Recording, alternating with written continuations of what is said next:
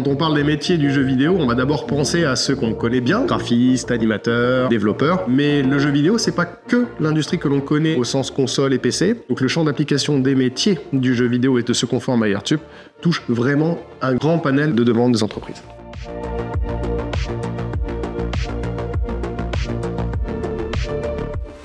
Pour le bachelor game, nous allons d'abord des enseignements un petit peu introductifs à tout ce qui touche à l'analyse de l'image, la sémiologie de l'image, comment est-ce que construire une image, est-ce que raconte une image, à travers sa géométrie, sa lumière, ses couleurs. Et ensuite, on a des enseignements plus techniques, avec notamment le level design, donc l'architecture d'un niveau, le cheminement du joueur, comment on l'amène là où on veut, lui faire ressentir des émotions, des sensations qu'on veut, où on veut, le narrative design qui va avec, ce qu'on raconte à travers ce que le joueur rencontre dans le jeu, et comment est-ce que tout fait sens, comment est-ce qu'on donne du sens aux mécaniques, aux interactions dans un univers donné. On va parler d'un côté de la mise en forme du jeu, c'est-à-dire que nos étudiants vont commencer par prototyper leur idée.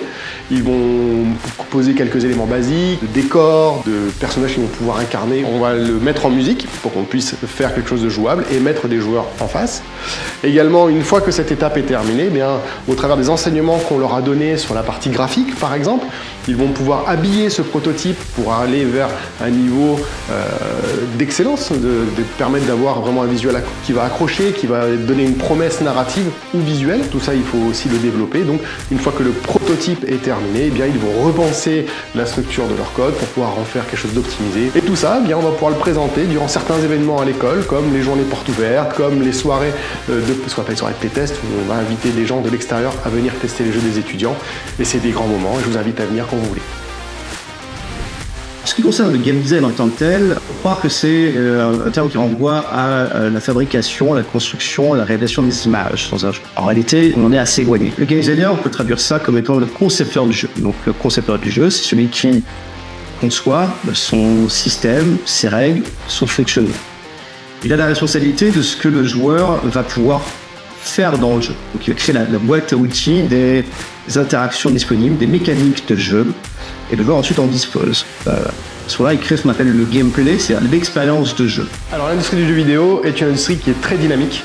Il y a des débouchés en France et dans le monde, et rien que pour la France, sur les studios, plus de la moitié recrutent actuellement sur des contrats longs, et la demande est conséquente, puisque c'est plus de 80 métiers qui sont touchés par l'industrie, et dans ces 80 métiers, bien sûr, ça inclut les programmeurs, les graphistes, les animateurs, les effets spéciaux, etc., que nous, on forme dans notre école.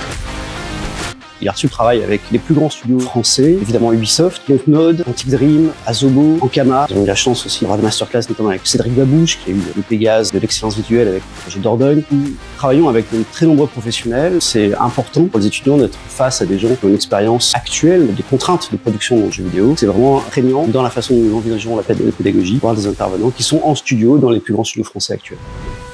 Avoir un bac spécialisé, c'est pas un critère qui est vraiment déterminant pour te rentrer. Puisque nous, au sein de l'école, on va former depuis zéro. Donc même si tu as un bac qui est plus mathématique ou tu as un bac qui est quand même plus littéraire, c'est pas très grave. On va t'accompagner à chacune des étapes durant la première et la deuxième année pour que tu puisses t'exprimer sur la troisième année. Nous, ce qui nous importe quand tu viens nous voir, c'est que tu aies un univers. C'est-à-dire que tu es déjà, pourquoi pas réaliser, je sais pas moi, des illustrations, des bandes dessinées, des jeux de plateau, peut-être déjà utiliser des outils pour pouvoir faire des premiers jeux vidéo ou bien créer des maps dans tes jeux préférés. Tu nous montres tout ça et tu nous expliques ta démarche. C'est vraiment ça le plus important. Nous avons besoin d'avoir des étudiants motivés, curieux, cultivés. C'est important de comprendre que toutes les sources d'inspiration potentielle peuvent amener à la créativité. Sur la littérature, le cinéma, l'histoire, la danse, les voyages, toute forme d'expérience peut amener à être créatif. Comme l'a dit Antonin, ce sont les gens qui ont une forte culture générale, un vrai intérêt pour le monde qui les entoure, que ça soit dans le jeu vidéo, mais que ça soit aussi dans le jeu de société, mais aussi un gros appétit pour tout ce qui va être raconter des histoires. Pour ça, il va falloir